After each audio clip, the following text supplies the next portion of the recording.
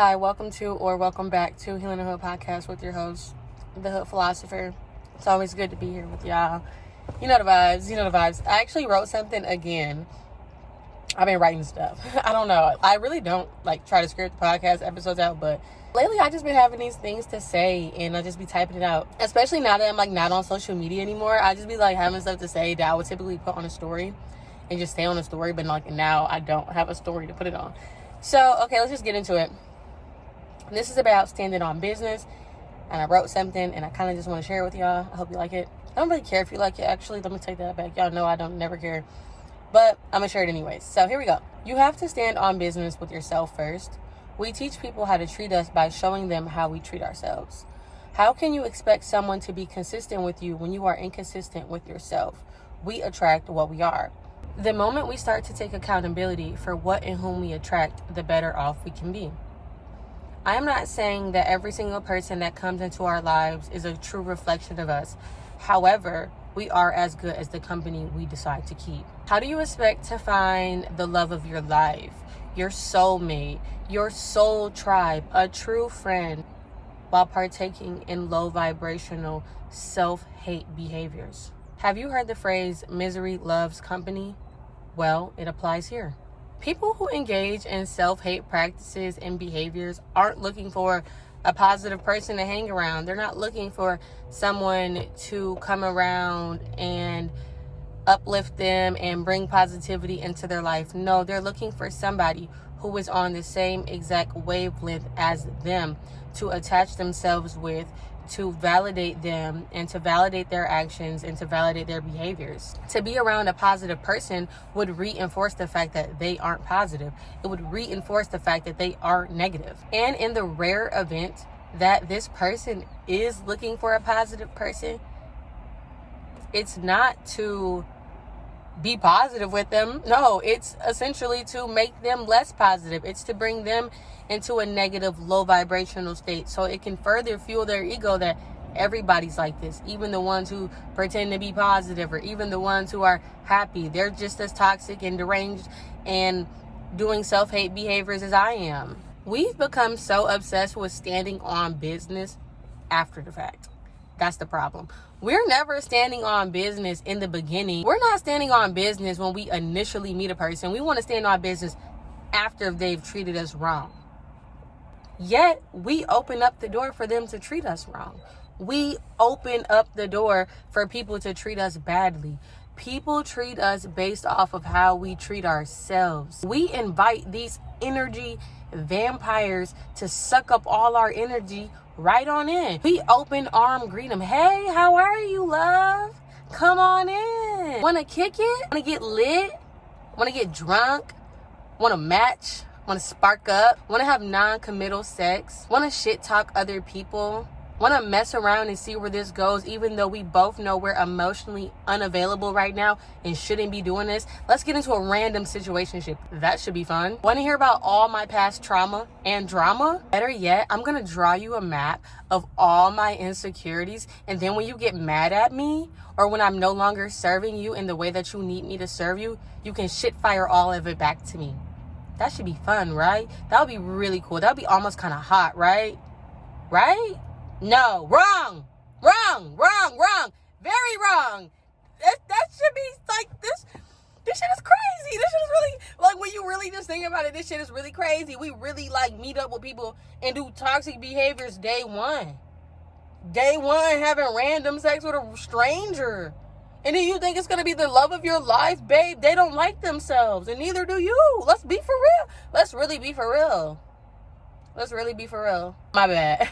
Let me get back to what I'm supposed to be saying. My bad. I got a little sidetracked. But while you study that map, I'm going to paint the perfect picture of you in my mind. I'm going to think you're the best thing walking. I'm going to think you're my savior. I'm going to take refuge in you. I'm going to start a life with you. I'm going to build a future with you. I'm going to have a family with you. I'm going to plant myself in you because you love me at my lowest. You accept me, flaws and all, addictions and all. You love me when I don't love myself. Or maybe you secretly hate me just as much as I hate me. The earrings have come off. Let's get for real. See, the thing is, and I need us to be really for real right now. Like, for real. Like, stop all the bullshit. Let's get really for real right now. Do you actually think someone is capable of fully loving you? I'm talking about fully loving you from, like, in the heart. Like, you know what I'm saying? Like, their heart chakra is open for you. Do you think they're gonna fully love you while you hate yourself?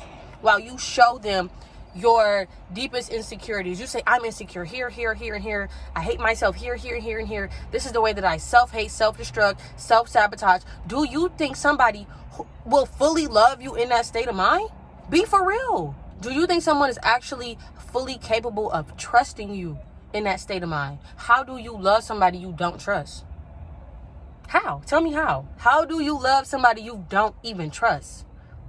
Do you trust yourself in your self-hate periods? Do you trust yourself in your depression and your addiction? Do you trust yourself in these self-hate practice zones? Do you? Do you think somebody will respect you while they watch you partake in self-hate practices? While watching you degrade yourself for the validation of others or yourself? Do you think somebody respects you? I'd rather be respected than loved. Every time. Every single time I'm going to pick respect over love. And you should too. And in the event that this person is able to love you, do you want to be with somebody who is able to love you at such a low point, at such a degrading point, while also enabling those behaviors, not seeking for you to get help? We ain't even talk about nobody asking you to get help, baby. That's different. I'm talking about people who are in the pit with you, in the trenches with you, and enabling it. You an alcoholic, they buying you beer. You a weed addict, they buying you 3-5s. Huh? What? That's your man? But that's your man though. Okay. Let's get back to it. Even if this person does love you, in your right, fully sober, high vibrational mind, do you want them? Do you think you would still love them? Do you know how many people I have seen get sober, get that clarity, myself included, and be like, damn, my nigga, why didn't you help me? You were hurting me. You were making it worse. Bro, I promise you, if you get sober and you get that clarity and you look around at the people like, damn, y'all were enabling this behavior, baby. I needed a savior. And you were making it worse. All I'm saying is, if you were in the right frame of mind, do you think you would stay with this person? Something you gotta ask yourself.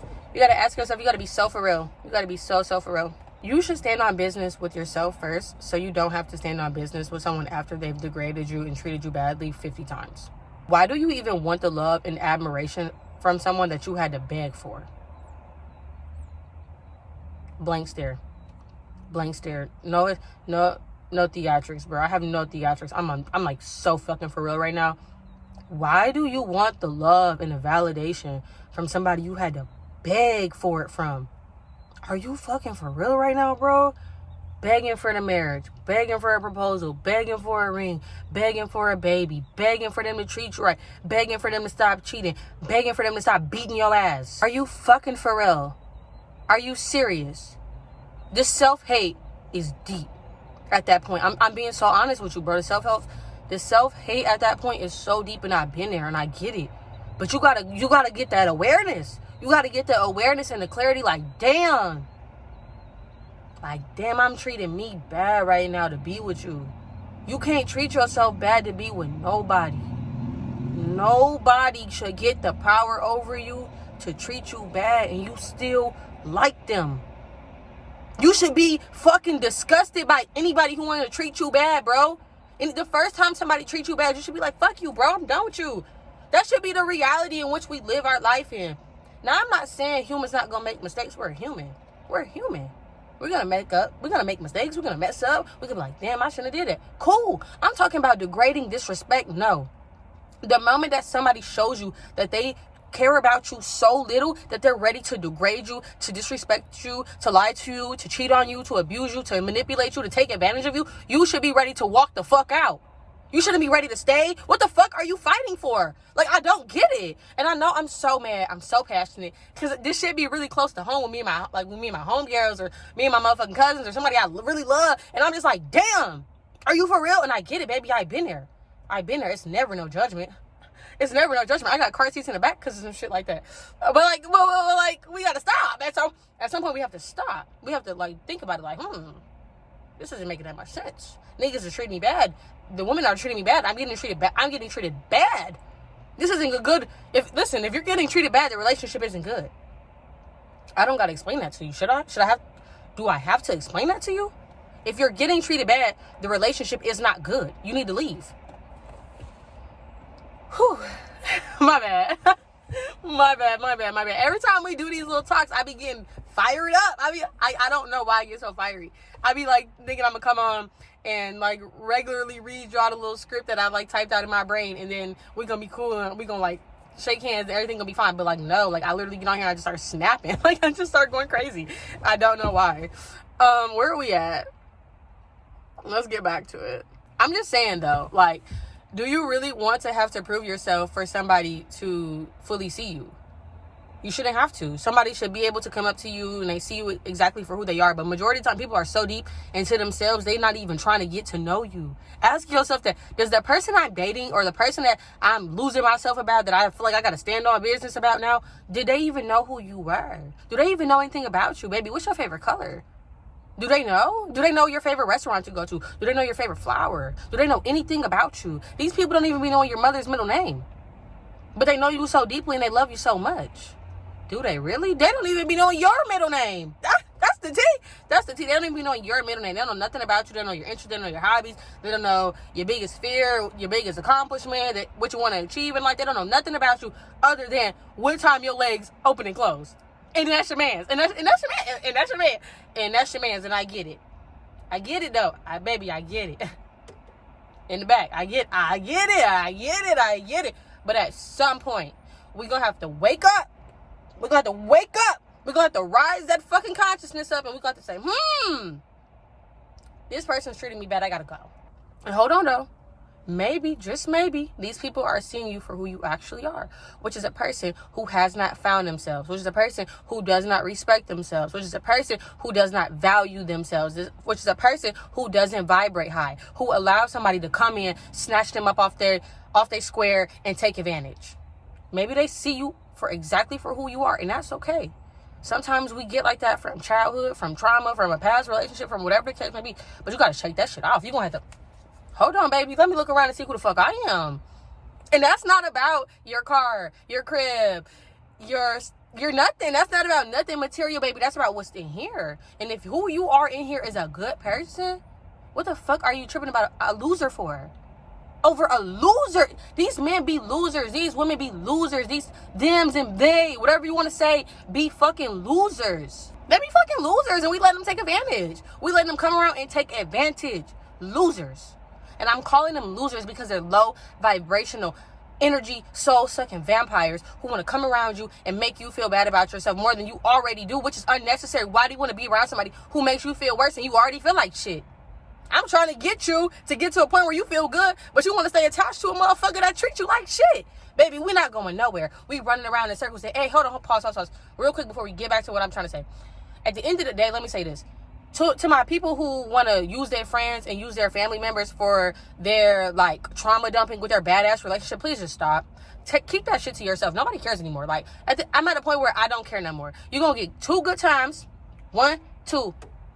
To tell me about a fucked up relationship that you want to be in, that you're going to keep staying in, and somebody you're going to keep going back to, and I'm done listening. Baby, I'm done listening. I got 1 good time to hear you vent. Next time for advice. The 3rd time, baby, I'm sorry, I'm busy as fuck right now. I got to go. And I know I'm cussing so bad. I typically don't cuss on my podcast. I don't know what's up with me today, but I'm really just, like, fired up. My bad. I don't know why I'm so fired up, like, and feisty today. Like, I'm cussing at everything. That's so, I ain't going to say out of character for me, but, like, I don't really try to do that on the podcast. So, where are we at? Where are we at with the script?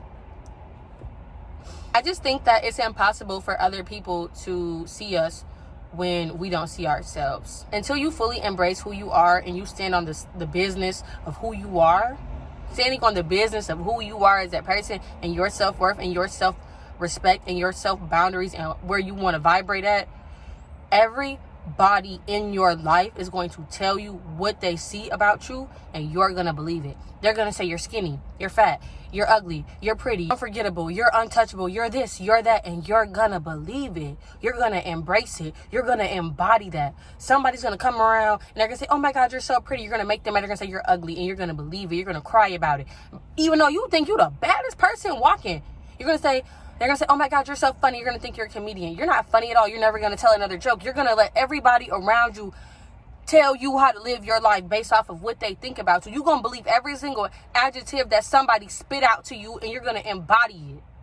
And then you wonder why somebody's taking advantage of you. Baby, you don't even know who you are yet. You let somebody tell you who you are. That's the problem. You don't even know how to stand on the business of, if I say, I like to work out, I go fucking work out. I can stand on that business. We don't stand on the business of what we try to say that we're going to do. Oh, I like to crochet. Baby, you ain't crocheted all year, do you? I like to work out. You ain't worked out all year, do you? But when it's some negative shit, y'all know how to stand on the business of that. Getting lit, getting drunk, doing like bad behaviors, having random sex with randoms. But you can stand on the business of that. Crazy. It's really crazy. But you can't stand on the business of empowering yourself, getting knowledge about yourself, taking care of your health, standing on the business of taking care of you as a person, reaching your goals. You want somebody to respect you, baby, respect yourself. You want somebody to love you, baby, love yourself. You want somebody to treat you good, treat yourself good first. So when they see you, they gonna be like, oh, she treats herself good. She takes care of herself. She keeps herself up. He keeps himself up. He's chasing his goals. He's ambitious. He's driven. He's family oriented. She's family oriented. He's high vibrational. She's high vibrational. No. You want me the love of your life at the club. You lost me there. You lost me there because you already know what the vibe is. You trying to meet the love of your life. I ain't gonna say you can't find the love of your life on Tinder. You might. But, like, also, it's kind of like a self-degrading act. Like, we swiping through people. I don't know. I'm indecisive on that. But at the end of the day,